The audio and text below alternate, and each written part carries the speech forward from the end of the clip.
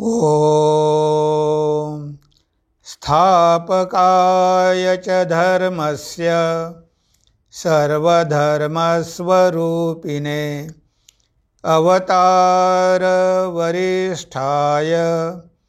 रामकृष्णाय ते नमः। रामकृष्णाय ते नमः। प्रिय बंधू भगिनींनो, नमस्कार।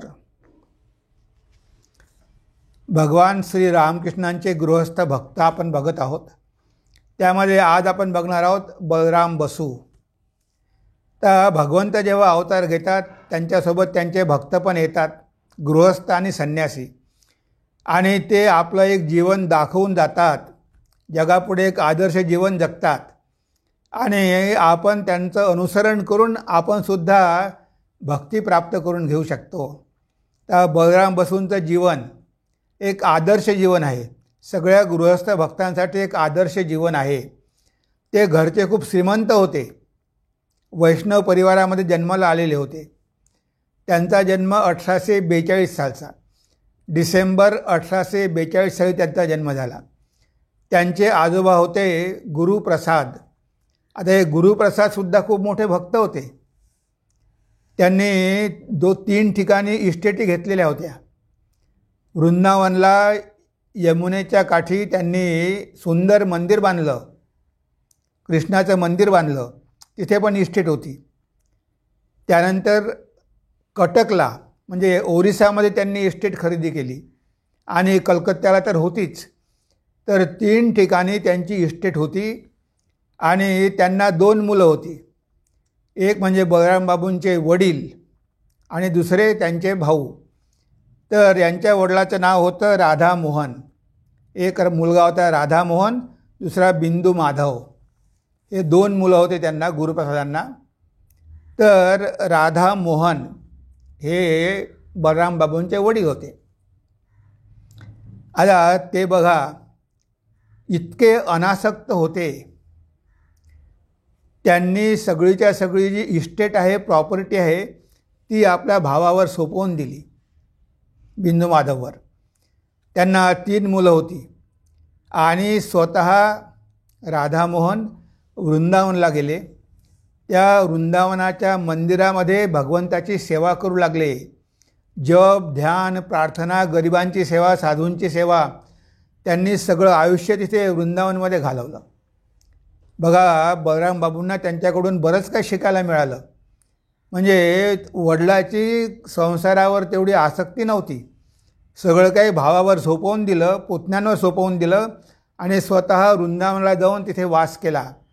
आजही तिथे एक कालाबाबूचं कुंज म्हणून ओळखलं जातं। ते आपण रामकृष्ण मठाने ती जागा खरेदी केलेली आहे। थोडी जी जागा आहे तिथे माताजी राहिल्या होत्या। म्हणजे अशा प्रकारे एवढी सगळी इस्टेट असूनही किती निर्लिप्त होते, किती साधन भजन करायचे। आता बलराम बाबू कलकत्त्याला राहायचे। त्यांचं लग्न झालेलं होतं। स्वामी प्रेमानंदजी बाबूराव महाराज यांची बहीण त्यांना दिलेली होती। त्यांना मुलं बाळं पण होती। पण बघा, भगवंताची लीला कशी असते। म्हणजे त्यांना पोटाचा आजार जडला। आता पोटाचा आजार जडला त्यामुळे कलकत्त्याचं वातावरण काही त्यांना सहन होईना। मग त्यांनी ठरवलं की आपण कलकत्त्यापासून दूर कुठेतरी गेलो पाहिजे हवा पालट करण्यासाठी, आणि म्हणून ते गेले पुरीला, जगन्नाथपुरीला गेले। 12 वर्षेपर्यंत नुसता दूध भात खाऊन राहिले, 12 वर्षेपर्यंत। म्हणजे बघा, हवा पालट करण्यासाठी गेले, पण कुठे गेले? तीर्थस्थानी गेले, कोणत्या एखाद्या हिल स्टेशनवर गेले नाही। म्हणजे बघा, भक्तांची ओढ कशी भगवंताकडे असते। ते पुरीला राहिले, दररोज जगन्नाथाच्या दर्शनाला जायचे। तिथे कितीतरी वैष्णव साधू होते, त्या वैष्णव साधूंच्या संपर्कात राहायचे। 12 वर्षापर्यंत ते तिथे राहिले। घरचं तेवढी काही घरची आसक्ती नाही, सगळं काही चुलत भावांवर सोडून दिलं, काकावर सोडून दिलं आणि स्वतः बलराम बाबू तिथे राहायला लागले। आता तिथे असताना जेव्हा बलराम बसू पुरीला होते तेव्हा त्यांनी केशवबाबूंची पत्रिका सुलभ समाचार त्या पत्रिकेमध्ये भगवान श्री रामकृष्णांविषयी भरपूर वाचलेलं होतं. आणि एवढंच नव्हे तर त्यांचे गुरु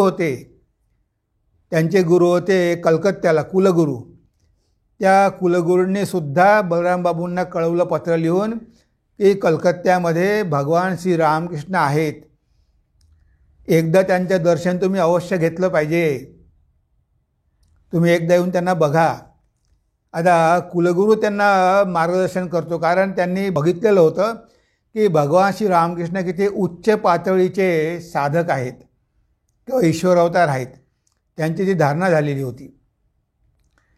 आता भगवान श्री रामकृष्णांना माहिती होतं, आपण भगवंताला म्हणतो सर्वज्ञ, भगवंतापासून काय लपून राहू शकते. भगवान श्री रामकृष्णांना माहिती होतं की बलराम बाबू त्यांच्याकडे येणार, कारण त्यांनी दर्शनामध्ये बघितलेलं होतं. त्यांना एक दिवस असं दर्शन झालं, ते बसले होते दक्षिणेश्वरला आणि पंचवटीमध्ये त्यांनी बघितलं की चैतन्य महाप्रभूचं संकीर्तन जात आहे आणि चैतन्य महाप्रभू नित्यानंद नाचत आहे आणि भगवंताचं नामगुणगान करत आहे आणि त्या भक्तांमध्ये बलराम बाबू पण आहे, असं त्यांना दर्शन झालेलं होतं, पूर्वी दर्शन झालेलं होतं. म्हणून त्यांना माहिती होतं की बलराम बाबू आपल्याकडे येणारच. तर आता कलकत्त्याला जायचं कसं, काही कारण तर पाहिजे. तेव्हा त्यांच्या मुलीचं लग्न होतं, त्यांच्या थोरल्या मुलीचं लग्न होतं आणि चुलत भावाने त्यांना बोलावलं, काकानी आणि चुलत भावाने, की तुम्ही मुलीच्या लग्नासाठी या. आता जरी बलराम बाबूंची इच्छा नव्हती तरी कलकत्त्याला त्यांना जावं लागलं. ते कलकत्त्याला गेले आणि गुरुला भेटले. लगेच दुसऱ्या दिवशी गुरु म्हणाले की आपण जाऊ रामकृष्णांकडे, आणि ते भगवान श्री रामकृष्णांना भेटायला गेले. ते त्यांचं पहिलंच दर्शन, पहिलीच मीटिंग. त्या मीटिंगमध्ये ब्राह्म समाजाचे भक्त सगळे बसलेले आहे, केशवसेन पण आहे आणि अनेक भक्त बसलेले आहे. भगवान श्री रामकृष्ण त्यांना उपदेश देत आहे, खोली सगळी भरलेली आहे आणि अशा प्रकारे पहिली भेट होते भगवान श्री रामकृष्णांसोबत. त्याचं वर्णन दिलेलं आहे इथे. तो बहुधा 1 जानेवारी 1881चा दिवस होता. ते पोहोचले तेव्हा संध्याकाळ होत आली होती. केशव प्रभूती ब्राह्मभक्तांनी श्रीरामकृष्णांची खोली भरलेली होती. आपली ओळख करून द्यायची संधी बलरामांना मिळाली नाही. एका कोपऱ्यात बसून एकाग्र चित्ताने ते श्रीरामकृष्णांची वाणी ऐकू लागले. ते म्हणत होते, व्याकुळ झाल्याखेरीज त्याला बघता यायचे नाही. ही व्याकुळता भोगाचा शेवट झाल्याशिवाय उद्भवत नाही. जे कामिनी कांचनामध्ये आहेत, ज्यांच्या भोगाचा शेवट झालेला नाही, त्यांच्या ठायी व्याकुळता उत्पन्न होत नाही. आता हा पहिला उपदेश बलराम बाबूंनी ठाकूरांच्या तोंडामधून ऐकला. तो त्यांना दिलेला नव्हता, तो सगळ्यांसाठी होता. तेव्हा इथे भगवान श्री रामकृष्ण काय म्हणतात की भगवंताचा लाभ जर करून घ्यायचा असेल तर भगवंताविषयी व्याकुळता मनामध्ये निर्माण झाली पाहिजे. म्हणजे मला भगवंताशिवाय काहीही नको. आणि बलराम बाबू यांच्या मनामध्ये ती व्याकुळता होतीच. त्यांना ईश्वर दर्शन प्राप्त व्हावं म्हणून त्यांची खूप इच्छा होती.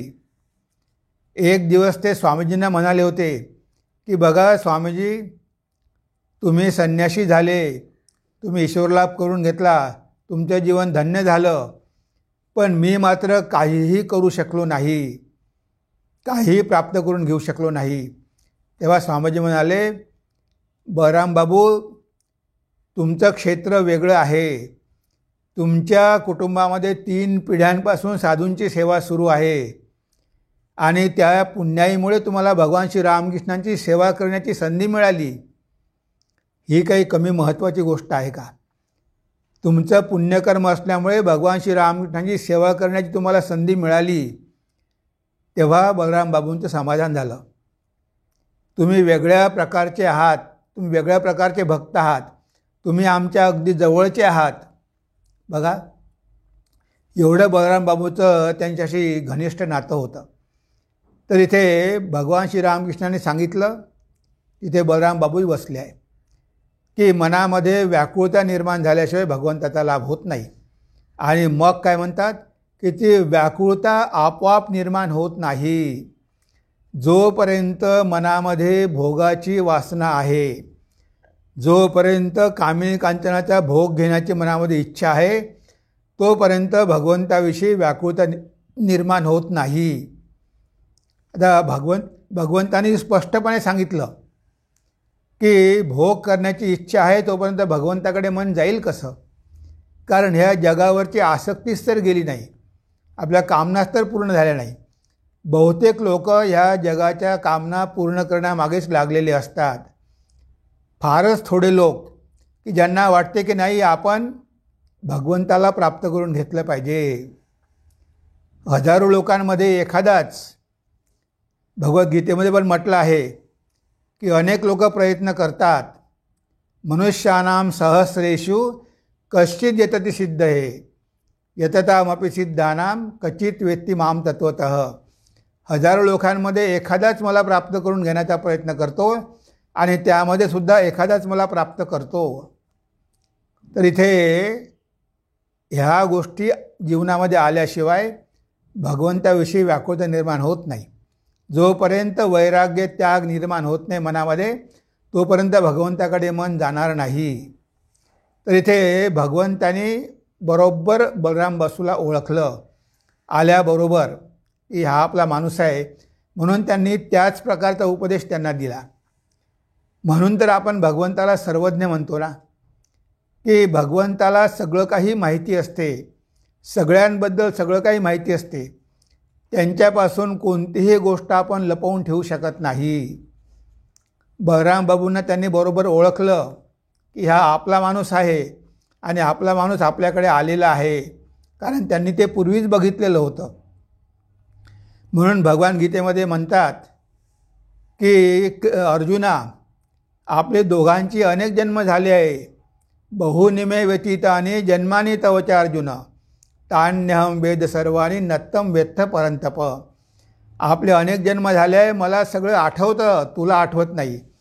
आता भगवान श्रीरामकृष्णांना माहिती आहे की बलराम बाबू आपले भक्त आहे, त्यांच्याकडे जबाबदारी सोपवलेली आहे. पण तोपर्यंत बलराम बाबूंना काहीही माहिती नव्हतं. ते नुसते गुपचाप बसलेले आहे, एवढी खोलीमध्ये गर्दी आहे. मग नंतर सगळे नाश्ता करायला निघून गेले, तेव्हा फक्त बलराम बाबू बसलेले आहे आणि श्रीरामकृष्ण आहे. तेव्हा भगवान श्रीरामकृष्ण म्हणतात की तुम्हाला काही प्रश्न वगैरे विचारायचा आहे का? तेव्हा बलराम बाबू प्रश्न विचारतात, पहिल्यांदाच प्रश्न विचारतात आणि श्रीरामकृष्ण त्यांना उत्तर पण देतात. आणि हा प्रश्न आणि हे उत्तर फक्त बलराम बाबूंसाठी नाही, आपल्या सगळ्यांसाठी आहे. म्हणजे भगवान लाभ करून घ्यायचा असेल तर कशा प्रकारे आपल्या मनाची अवस्था झाली पाहिजे हे भगवंत यामध्ये सांगतात. महाराज, ईश्वर काय खरोखरीच आहे? हा प्रश्न बलराम बाबूंनी श्रीरामकृष्णांना विचारला की महाराज, ईश्वर काय खरोखरीच आहे? निश्चित आपल्याला त्याला पाहता येतं काय? म्हणजे भगवान आहे का, आणि जर असेल तर त्याला पाहता येतं का? भगवान श्रीरामकृष्ण म्हणतात, होय. जे भक्त त्याला आपल्या जवळात जवळचा समजतात, जे भक्त त्याला आपल्या जवळात जवळचा समजतात, अगदी आपला मानतात, त्यांच्यासमोर तो प्रगट होतो.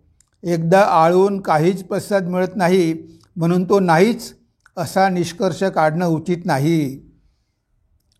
मग आता बलराम बाबू काय म्हणतात, पण मी त्याला इतकं आळूने मला दर्शन का होत नाही? म्हणजे तुम्ही म्हणता की भगवंताला आळवतं दर्शन होतं, तो प्रगट होतो. आता मी तर एवढं आळवतो, पण मला तो का दिसत नाही? तेव्हा भगवान श्रीरामकृष्ण काय म्हणतात, तुम्हाला भगवान का दिसत नाही? यावर स्मित करीत श्रीरामकृष्णाने विचारलं, आपल्या पोटच्या पोरा एवढं तुम्ही त्याला अगदी आपलं मानता का? बघा, तुम्ही तुमच्या मुलांवर जसं प्रेम करता तसं भगवंतावर करता का? बलरामांनी कबुली दिली, नाही महाराज, इतक्या तीव्रपणे कधी त्याच्याविषयी वाटलं नव्हतं. मग श्रीरामकृष्ण मधुर व दृढस्वरात म्हणाले, त्याला आपल्या स्वतःच्या प्राणांहूनही प्रिय समजून आळवा. खरं सांगतो, तो आपल्या भक्तांच्या अधीन आहे. त्यांना दर्शन दिल्याशिवाय तो राहू शकत नाही. एखाद्यानं बोलवायच्या आतच तो हजरही होतो. एखाद्यानं भगवंताच्या दिशेनं 1 पाऊल टाकलं तर भगवंत 10 पावलं त्याच्या दिशेनं टाकतात. त्याच्या इतकं आपलं नि प्रेमाचं असं कोणीच नाही. बलराम मुग्ध होऊन गेले. श्रीरामकृष्णांच्या प्रत्येक शब्दाने त्यांच्या काळजाचा ठाव घेतला. म्हणजे बघा, भगवान श्रीरामकृष्ण काय म्हणतात की भक्ताचं भगवंतावर जर असं प्रेम असेल जसं तो आपल्या मुलांवर करतो, जो भगवंताला आपला समजत असेल, तर अशा भक्तांना तो दर्शन दिल्याशिवाय राहणार नाही. तो आपला आहे, तो प्रेमाचा आहे, त्याच्या इतकं आपलं जवळचं कोणीही नाही. आणि तुम्ही जर अशा भावनेनं त्याला आळवलं तर तुम्ही त्याच्याकडे 1 पाऊल टाकलं तर तो 10 पावलं तुमच्याकडे येतो. म्हणजे बघा, भगवंत दर्शन द्यायला तत्पर आहे. भगवंतांना तेच तर पाहिजे. पण तशा प्रकारचे भक्त कुठे आहे? भक्तांना भगवंत कुठे पाहिजे? भक्त भगवंताकडे जातात बाकीच्या गोष्टींसाठी. पण ते बलराम बाबूची गोष्ट मात्र वेगळी आहे. ते 12 वर्षापर्यंत पुरीला राहून तपस्या करत आहे, साधुसंग करत आहे, साधूंची सेवा करत आहे 12 वर्ष. आणि आता मुलीच्या लग्नासाठी म्हणून ते आले. पण त्यांना माहिती होते की भगवान श्रीरामकृष्ण इथे राहतात, त्यांना आपण भेटलंच पाहिजे.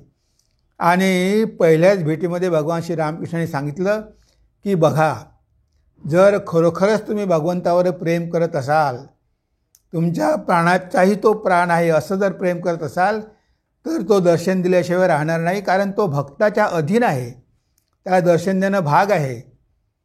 पण त्याच्या इतकं आपलं प्रेमाचं कोणी नाही, पण त्याच्यावर आपण प्रेम केलं पाहिजे. म्हणजे भगवंत तुमच्या प्रेमाचा भुकेला आहे. जर खरोखर तुम्ही सगळा भार भगवंतावर टाकला, भगवंतासाठी व्याकुळ झाले, तर भगवंत तुम्हाला दर्शन दिल्याशिवाय राहणार नाही. आता ही पहिली भेट होती. त्यानंतर दुसऱ्या दिवशी लगेच बलराम बाबू गेले. श्रीरामकृष्ण खोलीमध्ये एकटेच बसलेले होते. त्यांच्यासमोर बसले. तेव्हा भगवान श्रीरामकृष्णांनी त्यांचं खूप स्वागत केलं, त्यांना आपलं म्हणून मानलं. ओ म्हणे, तुम्ही तर इथलेच आहात, मला माहिती आहे, मी तुम्हाला बघितलेलं आहे, तुम्हाला आईने पाठवलेलं आहे, इथल्या वस्तू तुमच्याकडे ठेवलेल्या आहे, तर तुम्ही रसददार आहात, असं ठाकूरांनी सांगितलं. आणि तेव्हापासून बलराम बाबूंनी जबाबदारी घेतली. तेव्हापासून शेवटपर्यंत ठाकूरांना सगळ्या वस्तू पुरवल्या. ज्या ज्या गोष्टींची त्यांना गरज होती त्या त्यांनी पुरवल्या. कारण त्यांच्या घरी देवाची भक्ती होती, त्यांचं अन्न पवित्र होतं, म्हणून ठाकूर त्यांच्या वस्तू स्वीकारू शकत होते. तर अशा प्रकारे आपण बघतो की बलराम बाबूंचं जीवन कसं होतं. आता 12 वर्ष पुरीला राहिले. आता कलकत्त्याला परत आले. आता घरच्या लोकांना भीती वाटू लागली की बलराम बाबू जर परत गेले पुरीला तर ते बैरागी होतील, संन्यासी होतील.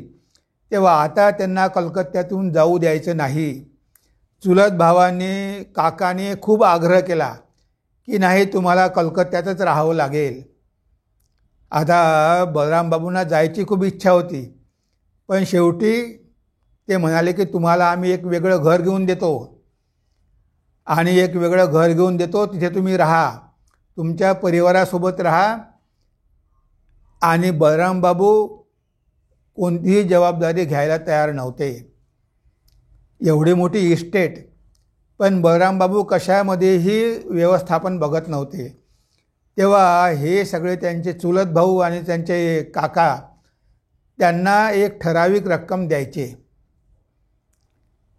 आता ती रक्कम ठराविक असायची आणि जरी एवढे श्रीमंत होते बलराम बोस, तरी तेवढ्या अमाऊंटमध्ये त्यांना मॅनेज करावं लागायचं.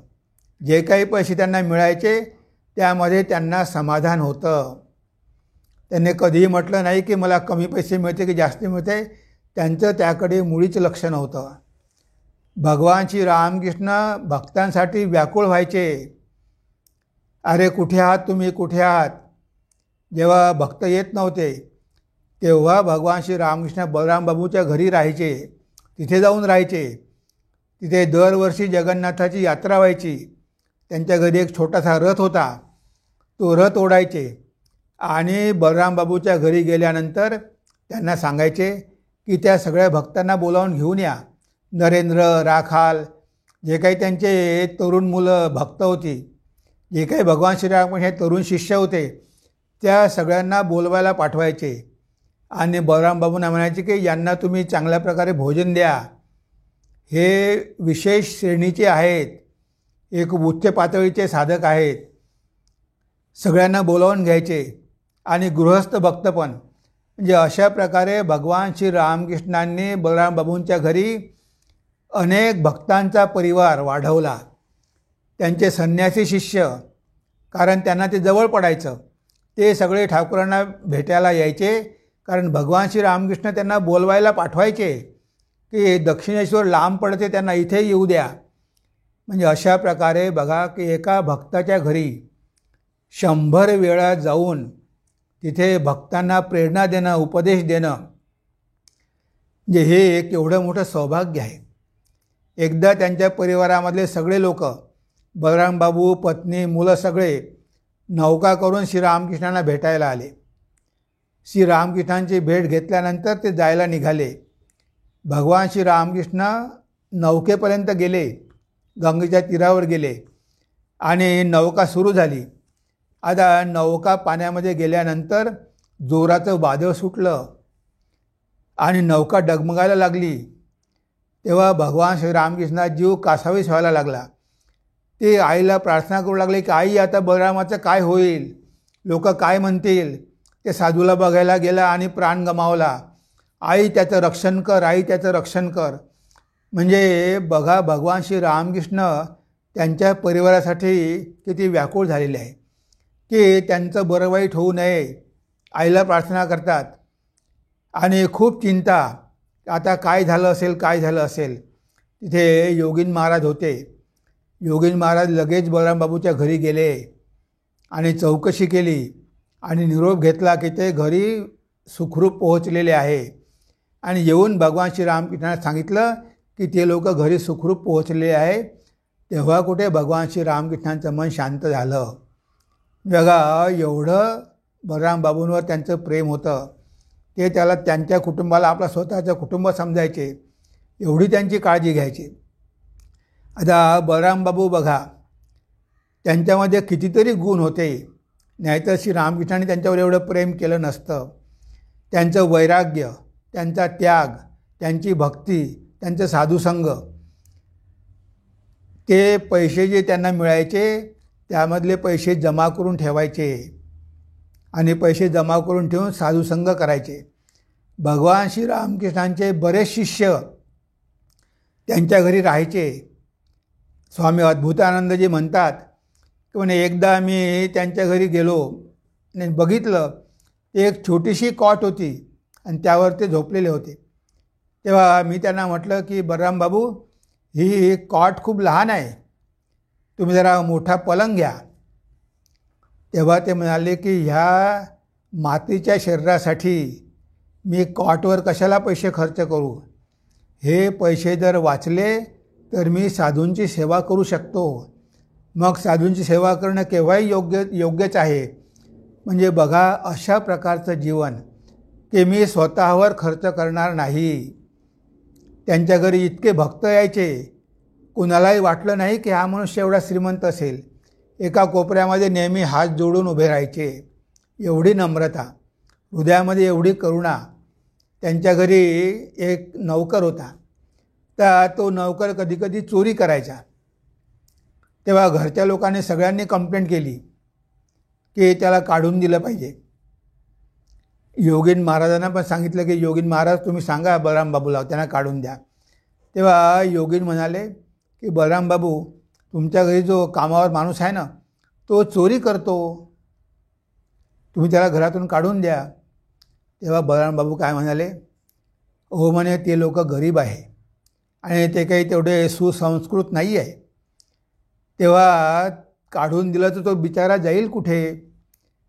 आता त्याला पगार कमी आहे, त्यामुळे थोडीफार चोरी तो केली तरी काही हरकत नाही. आणि म्हणे कामिनी कांचन त्याग केलेला आणि काम करणारा असा जर कोणी नोकरी मिळत असेल तर म्हणे तुम्ही घेऊन या. तेव्हा सगळे हसायला लागले. ने बलराम बाबूला सर्वत्यागी संन्यासी नोकर म्हणून पाहिजे, आता आपण शोधलं पाहिजे. म्हणजे बलराम बाबूंनी माहिती असूनसुद्धा त्या नोकराला कामावरून कमी केलं नाही. एवढी त्यांच्या मनामध्ये त्या गरिबाविषयी करुणा होती. आणि ते अहिंसेचं खूप पालन करायचे. कधीही कुणालाही बोलायचे नाही, टोचून बोलायचे नाही, कधीही कुणाला त्रास द्यायचे नाही, मुंग्यासुद्धा मारायचे नाही, मच्छरसुद्धा मारायचे नाही. पक्के कट्टर वैष्णव होते. एकदा ध्यान करता करता त्यांना खूप मच्छर चावू लागले. आता त्यांना वाटलं की हे मच्छर आपल्याला त्रास देतात, डास आपल्याला चावतात, त्या डासांना मारलं पाहिजे की नाही, हा प्रश्न त्यांच्या मनामध्ये आला. आत्तापर्यंत श्रीरामकृष्णांनी कधीही त्यांच्या भावना दुखावल्या नाही, पण आता हा प्रश्न घेऊन ते भगवान श्रीरामकृष्णांकडे गेले की ध्यान करताना जर डास आले तर त्यांना मारायचं की नाही मारायचं. आता बघा, भगवान श्रीरामकृष्ण तर अंतर्यामी, त्यांना बरोबर कळलं की कशासाठी बलराम बाबू येत आहे. भगवान श्रीरामकृष्ण कॉटच्या खाली बसून त्या कॉटमधले ढेकणं मारत होते. आता बलराम बाबू खोलीमध्ये गेल्याबरोबर त्यांना दिसलं की श्रीरामकृष्ण त्यांच्या कॉटमधून ढेकणं काढतात आणि मारतात. आत्तापर्यंत त्यांनी त्यांना तसं करताना कधीही बघितलं नाही. तेव्हा भगवान श्रीरामकृष्ण म्हणाले की हे ढेकणं मला फार त्रास देतात, रात्री चावतात, म्हणून मी त्यांना मारत आहे. आता बलराम बाबूंच्या मनातला प्रश्न सुटला. म्हणाले श्रीरामकृष्ण, जर ध्यान करताना भगवंतावर मन स्थिर करणं महत्त्वाचं आहे. जर ध्यान करताना डास तुम्हाला त्रास असेल त्याला मारायला काही हरकत नाही. म्हणजे बघा, भगवान श्रीरामकृष्णांनी कसं ओळखलं त्यांच्या मनामध्ये काय आहे. त्यांचे वडील वृंदावनला राहायचे. त्यांना कळलं होतं की आपला मुलगा श्रीरामकृष्णांकडे जातो आणि आपण कट्टर वैष्णव आहोत, ते एका साधूकडे जातो आणि त्यांच्या मागे लागलेला आहे. आता राधामोहनला काळजी लागली की आपला मुलगा असा का करतो. तेव्हा बलराम बाबूंनी त्यांना एकदा बोलावून घेतलं की तुम्ही एकदा कलकत्त्याला येऊन त्यांना भेटा. तेव्हा वडील आले, भगवान श्रीरामकृष्णांकडे गेले आणि गेल्यानंतर त्यांनी तिथलं वातावरण बघितलं. तिथे संकीर्तन होत आहे, गान होत आहे. त्यांनी उपदेश ऐकले, भगवंताची समाधी बघितली आणि त्यांचं मन परिवर्तन झालं. ते म्हणाले की ठीक आहे, जे आपला मुलगा योग्य ठिकाणीच जात आहे याबद्दल त्यांची पक्की खात्री पटली. म्हणजे अशा प्रकारे भगवान श्री रामकृष्णांच्या संपर्कात आल्यामुळे त्यांच्या वडिलाचं मतपरिवर्तनसुद्धा झालं. मग कधीही बलराम बाबूला मनाई केली नाही, कारण त्यांना कळलं की ते सुद्धा एक महान भक्तच आहे. तर अशा प्रकारे भगवान श्री रामकृष्णांनी बलराम बाबूच्या मार्गामध्ये जे जे काही विघ्न येत होते ते सगळे विघ्न ते दूर करत होते. त्यांना कधीही संसारामध्ये अडकू दिलं नाही. त्यांचा एक चुलत भाऊ होता, तो कटकला ॲडव्होकेट होता, हरिवल्लभ. आता त्याला कळलं की बलराम बाबू आपल्या घरच्या सगळ्या लोकांना घेऊन जातात, स्त्रिया भगवान श्रीरामांच्या पायाची धूळ घेतात. आता हे सगळं त्याला कळलं. आता ते कुटुंब म्हणजे प्रतिष्ठित, आपल्या कुटुंबातल्या स्त्रिया एका साधूच्या पायाची धूळ घेत आहे हे त्याला मुळीच आवडलं नाही. तो मुद्दाम कलकत्त्याला आला की बलराम बाबूंना त्या साधूकडे जाऊ द्यायचं नाही. आता बलराम बाबू खूप काळजीत पडले, काय करावं कळेना. तेव्हा श्रीरामकृष्णांकडे गेले. म्हणजे का हो तुम्ही फार चिंतेमध्ये दिसता. नाही म्हणे, तो माझा चुलत भाऊ आलेला आहे आणि तो आहे म्हणे स्वभावाने खूप चांगला, दान धर्म करतो, सगळं करतो, पण हलक्या कानाचा आहे. लोकांनी त्याचे कान फुंकले आहे की मी तुमच्याकडे येतो आणि कुटुंबातल्या स्त्रिया पण तुमच्याकडे येतात, तुमच्या पायाची धूळ घेतात. हे त्याला मुळीच आवडत नाही. मला भीती वाटते की कदाचित मला तुमच्याकडे यायला तो थांबवेल. तेव्हा भगवान श्रीरामकृष्ण म्हणाले की तुम्ही त्याला एकदा घेऊन या ना. तो माझं मुळीच ऐकणार नाही, कारण त्याचं ऑलरेडी तुमच्याविषयी मन खराब झालेलं आहे. तो तुमच्याकडे कधीही येणार नाही. तेव्हा श्रीरामकृष्ण म्हणाले की ठीक आहे, काही हरकत नाही. मग गिरीश घोषला बोलावलं. अरे म्हणे, गिरीश यांचे चुलत भाऊ आलेले आहे हरिवल्लभ, म्हणे त्यांना तू घेऊन येऊ शकशील का? तेव्हा गिरीश भाऊ म्हणाले की हो, तो माझा क्लासमेट होता, आम्ही एका शाळेमध्ये शिकलो, मी त्याला चांगलं ओळखतो, मी त्याच्याकडे जाईल. आणि गिरीशबाबू त्यांच्याकडे गेले आणि एक दिवस त्यांना घेऊन रामकृष्णांकडे आले. आता बघा भगवंताची लीला कशी असते. भगवान श्रीरामकृष्णाने बोलता बोलता त्यांच्या शरीराला स्पर्श केला. आता भगवंताचा स्पर्श, तो स्पर्श झाल्याबरोबर हरिवल्लभाचं मन पूर्णपणे पलटून गेलं आणि भगवंताविषयी बोलू लागले. अहो म्हणे, तुम्ही तर आमचेच, तुम्ही इथलेच आहात, तुम्ही तर काही परके नाही, बलराम इथे येत असतो. आणि हे सगळं सांगितलं. त्याग, वैराग्य, भक्ती ह्या सगळ्या गोष्टी सांगितल्या. आणि मग संकीर्तन सुरू झालं आणि संकीर्तनामध्ये सगळे गाऊ लागले. भगवान श्रीरामकृष्णांना समाधी प्राप्त झाली आणि त्या डोळ्यातून अश्रूच्या धारा वाहू लागल्या. हे बघून हरिवल्लभाच्या डोळ्यातून पण अश्रूच्या धारा वाहू लागल्या आणि त्यांना वाटलं की हे केवढे मोठे भक्त आहे की ज्यांना समाधीची अवस्था प्राप्त होते. आणि त्यांच्या मनामध्ये जे काही संशय होते सगळे निघून गेले. बलराम बाबूच्या मार्गातलं विघ्न दूर झालं. आता ते त्यांना थांबवू शकणार नव्हते. म्हणजे बघा, जर भगवंताची कृपा प्राप्त व्हायची असेल तर कशा प्रकारे भगवंत आपल्या भक्तांच्या मार्गातले अडथळे दूर करतो. आणि भगवान श्रीरामकृष्णांचे शिष्य त्यांच्या घरी जाऊन राहायचे. भगवान श्रीरामकृष्णांचे शिष्य इव्हन बलरामबाबू गेल्यानंतर सुद्धा अनेक शिष्यांनी त्यांच्या घरी प्राण सोडला. स्वामी प्रेमानंद तिथे शरीर सोडलं. स्वामी ब्रह्मानंद बलरामबाबूच्या घरीच गेले. म्हणजे एवढं त्यांचं घनिष्ठ नातं होतं, एवढं त्यांचं घनिष्ठ प्रेम होतं. एकदा बलरामबाबूची पत्नी आजारी होती. तेव्हा श्री रामकृष्ण म्हणाले माताजींना की बलरामची पत्नी आजारी आहे, तुम्ही जाऊन एकदा बघून या. तेव्हा माताजी म्हणाल्या की मी जाऊ शकते, पण आता टांगा वगैरे कुठे मिळणार. तेव्हा भगवान श्री रामकृष्ण नाराज झाले. ते म्हणाले माझ्या भक्ताचा परिवार धोक्यामध्ये आहे आणि तुम्हाला टांगा पाहिजे, तुम्ही पैदल का नाही जात, पैदल जाऊन बघून या म्हणे. जे पहिल्यांदाच भगवान श्री रामकृष्ण अशा प्रकारे बोलले. म्हणजे बलरामाच्या परिवारावर त्यांचं किती प्रेम होतं. तेव्हा माताजी निघाल्या, पण त्यांना थोड्या अंतरावर एक डोली मिळाली. मग डोलीत बसून त्या गेल्या.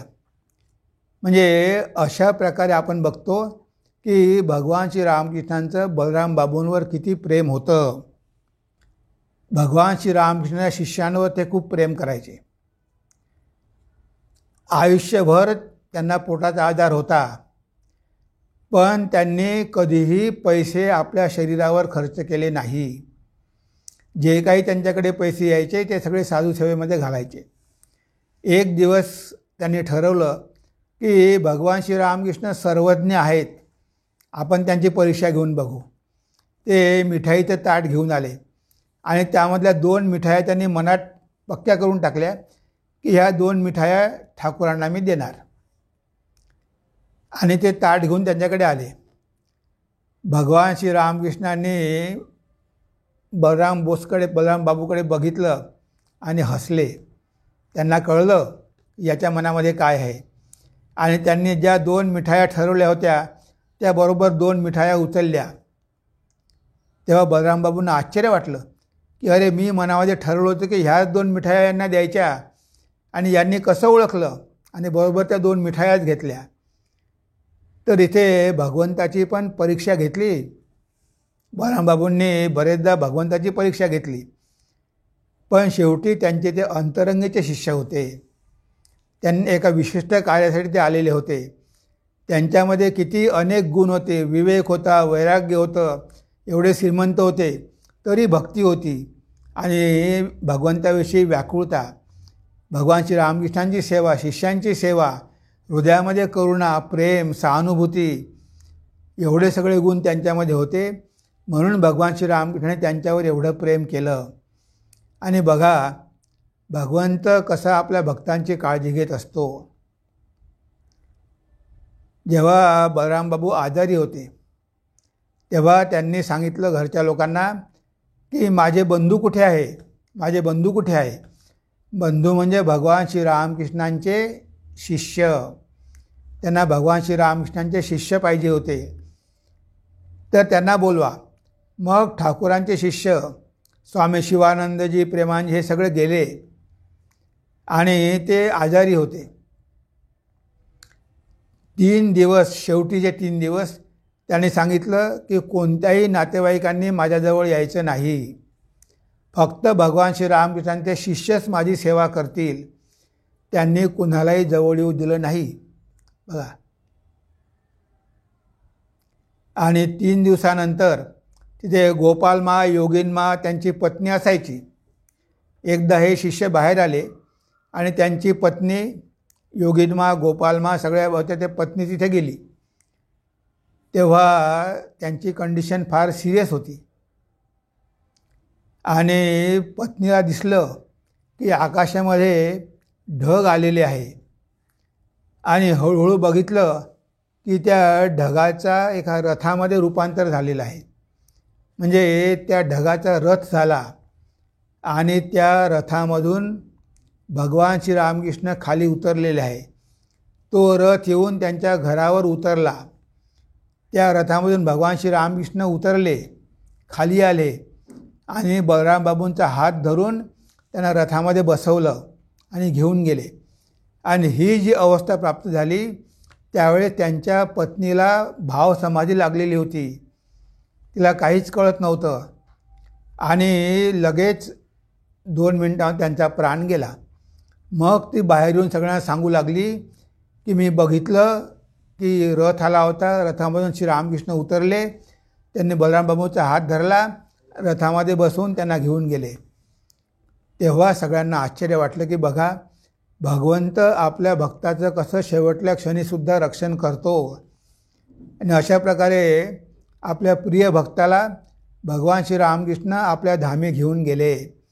कारण हे सगळे भगवंतासोबतच आलेले होते. त्यांच्या जीवनामध्ये भक्ताचे सगळे लक्षणं आपल्याला आढळतात आणि भगवंताने सुद्धा त्यांच्यावर जीवापार प्रेम केलं. त्यांच्या घराला आपला किल्ला केला, बालेकिल्ला केला आणि त्यांच्या घरी राहून दरवर्षी कितीतरी भक्तांना आकर्षित केलं. दरवर्षी संकीर्तनाला जायचे, तो जगन्नाथाचा रथ ओढायचे रथयात्रेला आणि अनेक भक्त तिथे कीर्तन संकीर्तन करायचे. पण बलरामबाबू जरी त्यांच्याकडे पैसा होता पण ते खर्च करत नव्हते, कारण त्या पैशांमधून भगवंताची सेवा होईल, भक्तांची सेवा होईल. त्यांना सगळे म्हणायचे की बलरामबाबू फार कंजूष आहे. कधी कधी श्री रामकृष्ण पण म्हणायचे पण हे सगळं बलरामबाबूचं आहे, तुम्हीच नाचा, तुम्हीच गा, तुम्हीच सगळं काही करा. तर अशा प्रकारे आपण बघतो की बलराम बोस आजही त्यांचं घर कलकत्त्याला आहे. तिथे आता आश्रम झालेला आहे, रामकृष्ण मठाला दिलेला आहे. ते तिथे आता साधू राहतात. पण त्यांचं घर हे भगवान श्री रामकृष्णांचा दुसरा बालेकिल्ला झालेला होता. तिथून त्यांनी आपलं कार्य केलं. जे इतके जवळचे बलरामबाबू होते तेव्हा त्यांच्या जीवनावरून आपण बरंच काही शिकू शकतो. म्हणजे एवढी संपत्ती आहे पण कशावरही आसक्त नाही. त्यांना हवा पालटासाठी जायचं आहे, ते पण कुठे तीर्थस्थानी. ते पण ते गेले कुठे, जगन्नाथपुरीला. 12 वर्षापर्यंत दूधभात खाऊन राहिले आणि किती संतांची, वैष्णवांची सेवा केली. अशा प्रकारचं जीवन तिथे जगले. म्हणजे तपस्या सुखमय जीवन जगले, कुटुंबाशी काहीही संबंध नाही. पण जेव्हा कलकत्त्याला आले आणि श्री रामकृष्णांच्या संपर्कात आले, तेव्हापासून शेवटपर्यंत त्याने भगवंताची सेवा केली. भगवंताजीने जेव्हा त्यांचे शिष्य रामकृष्ण गेल्यानंतर वरानगर मठामध्ये राहायचे, बलरामबाबूंनी बघितलं की या लोकांना खायला मिळत नाही, तिथे पण खाण्याचे पदार्थ ते घेऊन जायचे. जे एवढं बलरामबाबूंचं शिष्यांवर सुद्धा प्रेम होतं. 1890ला त्यांचं शरीर गेलं, त्यावेळेस स्वामीजी काशीला होते आणि बलरामबाबूच्या निधनाची वार्ता ऐकून त्यांना फार वाईट वाटलं. ते स्वतः परत आले कलकत्त्याला. म्हणजे एवढं सगळ्या शिष्यांचं बलरामबाबूंवर प्रेम होतं. जे असे गृहस्थ भक्त होते की त्यांनी भगवान श्री रामकृष्णांच्या लीलेमध्ये खूप महत्त्वाची भूमिका बजावली. कारण त्यांचं पूर्ण कुटुंबच भक्तिमय होतं, भक्तिमान होतं. आणि इथे बलराम बसू त्यांच्या जीवनामध्ये किती संकट आली, किती विघ्न आले, तरी ते आपल्या मार्गापासून ढळले नाही. आणि त्यांच्या जीवनामध्ये हे सगळे गुण आपल्याला बघायला मिळतात की जरी गृहस्थ होते तरी एखाद्या संन्याशाप्रमाणे कठोर तपस्यामय जीवन ते जगले आणि जगासमोर एक त्यांनी आदर्श ठेवला. जे भगवंताच्या प्रत्येक शिष्याची काहीतरी वैशिष्ट्ये आहेत, त्याशिवाय ते भगवंतासोबत आलेच नसते. तर इथे आपण बघतो की बलरामबाबूचा एकच उपदेश की भगवंतावर आपल्या मुलाप्रमाणे प्रेम करा, त्यालाच आपलं समजा, प्राणापेक्षाही प्रिय समजा. जर तुम्ही अशा प्रकारे भगवंतावर प्रेम केलं तर भगवंत तर भक्ताच्या अधीन आहे, तो दर्शन दिल्याशिवाय राहणार नाही.